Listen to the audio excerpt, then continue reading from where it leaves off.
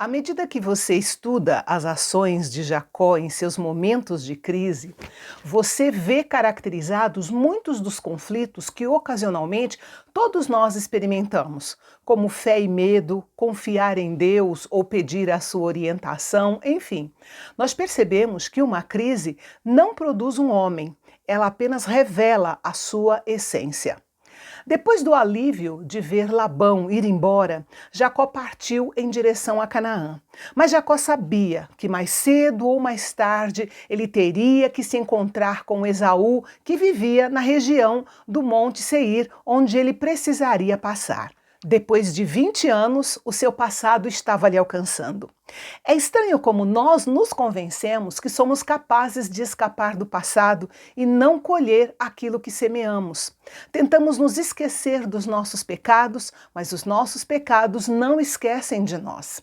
O que Jacó havia feito ao seu pai e ao seu irmão tinha sido perdoado por Deus, mas nem o tempo e nem a distância poderiam mudar as consequências daqueles atos.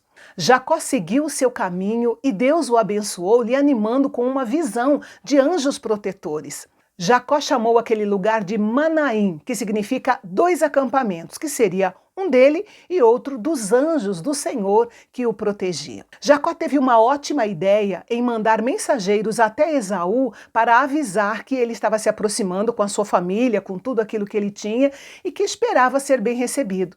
Mas ele ficou com muito medo quando os mensageiros voltaram dizendo que Esaú estava vindo ao seu encontro com 400 homens. Jacó pensou o pior. Claro, né? Que ele vinha para cumprir a sua antiga promessa de vingança. Jacó então dividiu o seu grupo em dois bandos, de modo que se um grupo fosse atacado, o outro poderia fugir. E depois ele fez o óbvio, ele foi orar. E a maneira como ele orou é um exemplo a ser seguido por todos nós. Sabe, muitas das nossas orações não são eficazes porque não há nada da palavra de Deus nelas.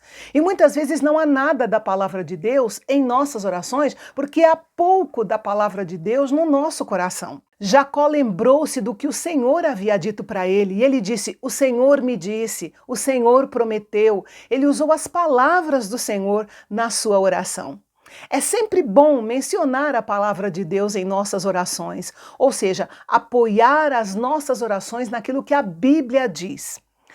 Não importam as circunstâncias que tenhamos que enfrentar, nem a intensidade do medo do nosso coração, nós podemos confiar que Deus será fiel ao seu caráter e à sua palavra. Depois de orar, ele preparou presentes para Esaú e então levou sua família e todos os seus bens para atravessar o lugar de passagem do Jaboque.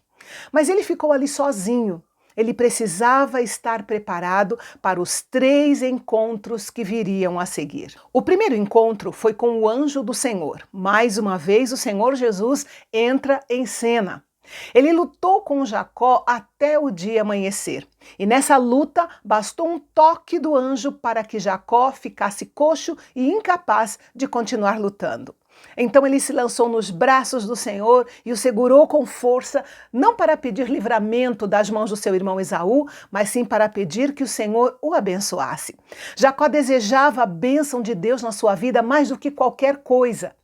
Mas é importante lembrar que antes de sermos abençoados, precisamos encarar quem realmente somos e admitir a nossa verdadeira natureza pecaminosa. E esse foi o segundo encontro de Jacó, um encontro consigo mesmo. Quando o Senhor perguntou qual era o nome de Jacó, é claro que ele já sabia qual era. Na realidade, o Senhor queria perguntar o seguinte: você vai continuar fazendo valer o significado do seu nome?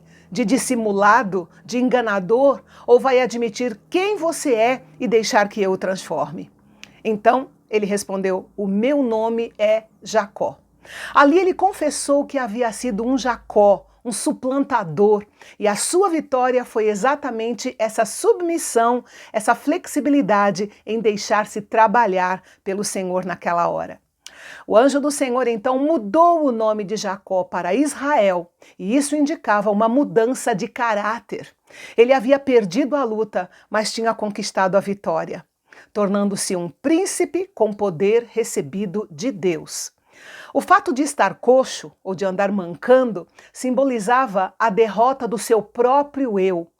Na Bíblia, receber um novo nome significa começar de novo. E aquela era a oportunidade de Jacó ter um recomeço na sua vida. Ele deu àquele lugar o nome de Peniel, que quer dizer a face de Deus. Jacó pensou que ver a face de Deus o levaria à morte, mas na verdade lhe deu uma nova vida. Agora sim, ele estava preparado para o terceiro encontro, o encontro com o seu irmão Esaú.